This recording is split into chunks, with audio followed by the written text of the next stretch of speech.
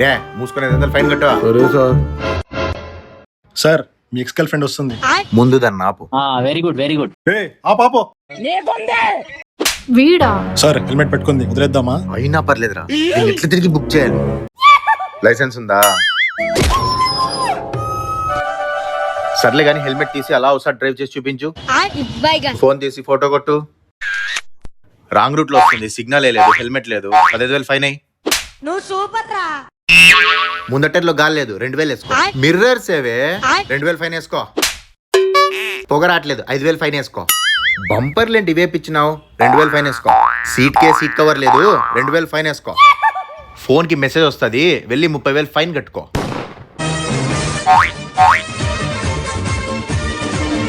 మీరు super sir.